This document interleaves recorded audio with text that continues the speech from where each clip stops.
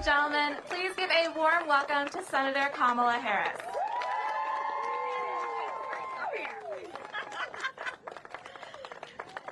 Can we hear it for Allison? Woo!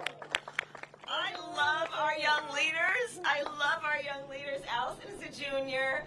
We were talking about, she's studying interdisciplinary studies, and we were talking about, you know, it's a challenging time for everyone, and for our students. Our daughter is a senior in college, and so it's just, it really, pardon my expression, sucks.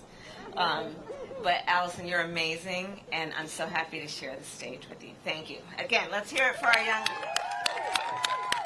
Yay. Hi, Asheville. How is everybody? Hi. It's so good to be with you guys. You know, Mayor, I want to thank you just for all that. We were supposed to be here last week, and it was so important that we came, and so we recreated the schedule to be with you. But I want to thank the mayor in front of everybody for the work that you've been doing, both as a leader here in Asheville, but in North Carolina, and also in the support that you've given for Joe Biden and myself. So thank you. If we can hear it from Mayor Manheimer. And the Chancellor, who is here and who gave me such a wonderful and warm welcome. Thank you for all that you do in just nurturing and growing the minds of our incredible future and current leaders. Thank you. Just hear it from the Chancellor. Thank you. And to the members of the North Carolina General Assembly, I want to thank you all for your leadership and what you're doing. We have the Chief of the Eastern Band of Cherokee Indians, Richard Sneed. I want to thank him.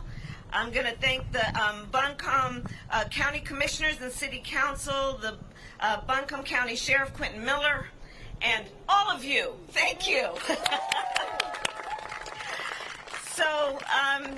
So much to talk about, and I'm just going to move this there so I can see you guys. 13 days to go. 13 days to go. And we cannot spare a minute, sister and brothers. We cannot spare a minute in terms of everything that I know everyone here and around our country is prepared to do, as Joe Biden says, to fight for the soul of our nation. And that's really what's going on, right? It's about fighting for the soul of our nation. It's about knowing we deserve more and we are better than this. And there's so much that happened even before COVID struck. But in many ways, I've thought of this pandemic as being an accelerator, in that it has highlighted what was wrong before and it has made it worse, right? And so let's think about it in the context of what has been going on in terms of public health, especially during this virus. And we can't overlook the fact that on January 28th, Donald Trump and Mike Pence were informed about the nature of COVID-19, this virus. They were informed. 5 times more likely to kill people than the flu. Informed it could harm children. Informed it is airborne. Can you imagine what the families of Asheville, what the families of North Carolina could have done with that information on that date? To prepare, be it to stock up on toilet paper, or to plan, because we know that the vast majority of Americans don't have more than $1,000 in savings. And what folks might have done to prepare, knowing that it's predictable that they may not be able to go to work for a while. And sadly, we still have so many workers in America who don't have paid sick leave and paid family leave. But he didn't tell us. They sat on that information. They covered it up. And instead, the President of the United States, the Commander-in-Chief, whose first responsibility should be to keep the American people safe,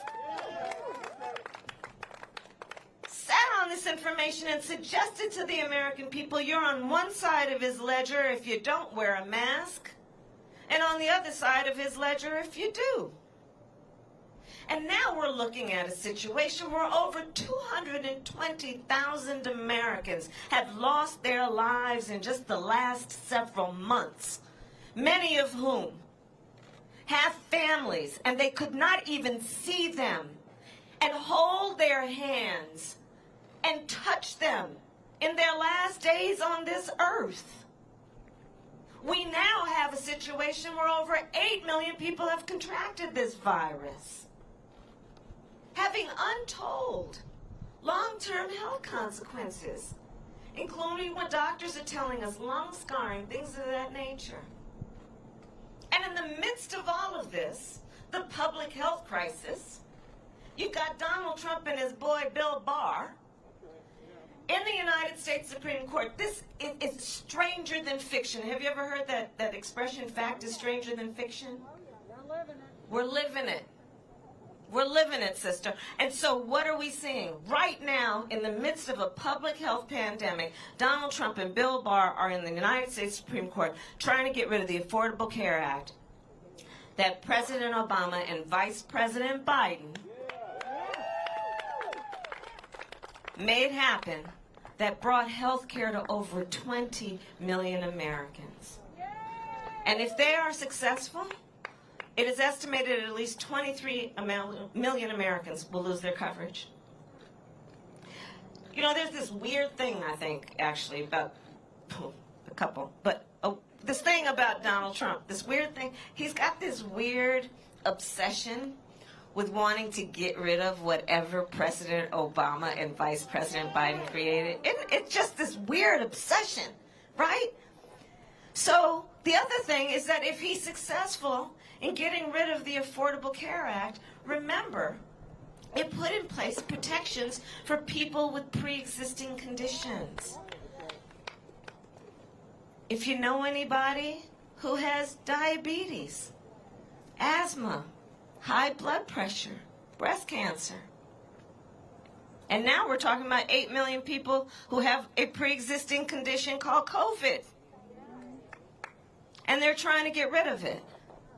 That alone is reason to know that he is incapable of being a president who will protect the well-being and health of the American people, and that's why he's got to go.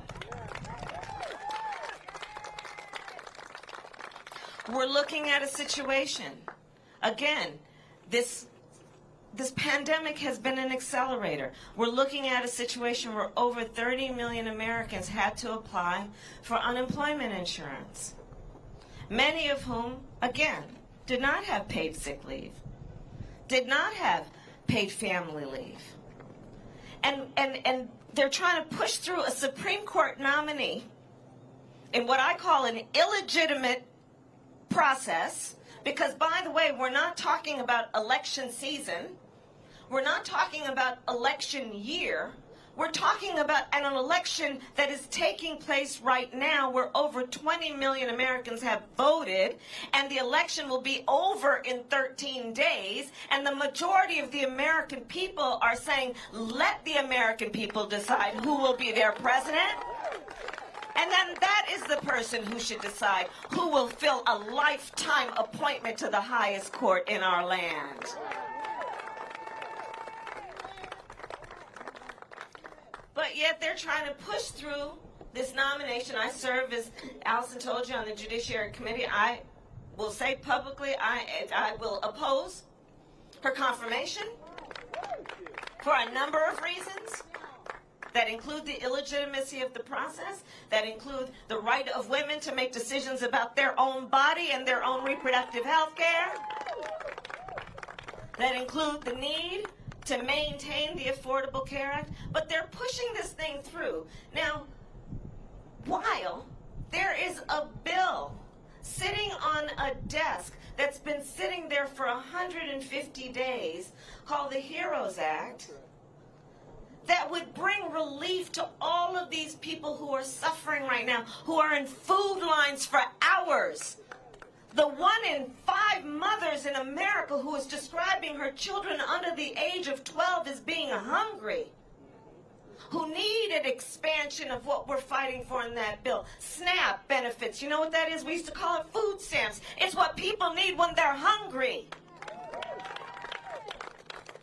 But they're pushing through this nomination instead of the Senate Republicans saying, vote on that bill. including one senator from this state.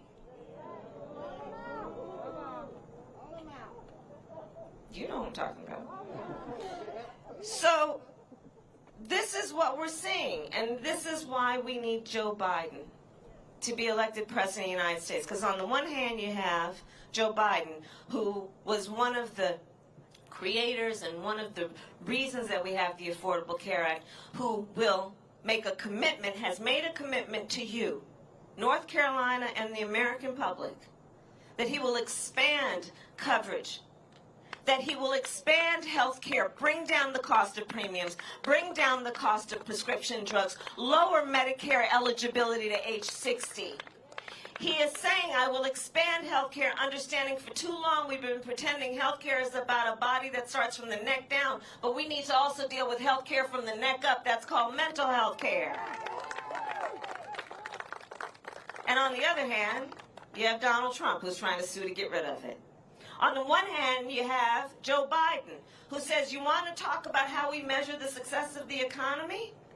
Well, we measure the success of the economy based on the health and well-being of working families in America. On the other hand, you have Donald Trump, who passed a tax bill benefiting the top 1% and the biggest corporations of America, which will lead to a $2 trillion deficit. Joe Biden is saying, I'm not going to raise taxes on anybody who makes less than $400,000 a year. He's saying, I'm going to make sure first-time home buyers get a $15,000 tax credit to help them with down payments and closing costs, knowing that home ownership is one of the greatest ways that you create wealth in American families. On the one hand, you have a Joe Biden who says, we've got to deal with supporting the public schools of America, and we will triple Title I funding for those schools that are in the highest needs communities with the lowest tax base, because the children of those communities have a God-given capacity to be nurtured and to thrive, but we need to give them the resources. On the other hand, you have a Donald Trump who put Betsy DeVos in office. On the one hand, you have a Donald Trump who has been rejecting science from day one. Rejecting science on the issue of this climate crisis, which is threatening our very existence. Rejecting science on the issue of this virus. And on the other hand, you have a Joe Biden who embraces science, who will be a leader, who says that the public health experts must guide the policy decisions we make on all of these issues that literally threaten the health and well-being of the American people. So there are very clear choices here. And the bottom line is, I do believe the outcome of this race will, in very many ways, be decided by you, North Carolina. It will be. And in that way, the choices and the decisions you are making will impact people around the country. In that way, what you are doing to vote, and vote early, is going to impact people that you may never meet and people who may never know your name, but whose life will forever be changed because of what you are doing. And so I'm here in North Carolina, 13 days, back in North Carolina, but 13 days before this election to thank you for what you all have already done and what you're committed to do. And this issue before us of who will be the next president of the United States has everything to do with fixing the problems, but it also has to do with restoring in our country what we know to be our highest ideals, around unity, around bringing folks together, around rejecting these notions of fear and hate and division, of doing what we know we have had the capacity and have the capacity to do, to regain our standing in a way we can feel good about the future of our children and our nation. All of this is at stake right now. And Joe and I are actually particularly proud. I was doing some interviews earlier. We're proud of the fact that ours is a campaign that has probably built one of the broadest coalitions of any campaign in recent history. We've got the support, yes, of Democrats and Republicans and independents, people of all walks of life, all races, right?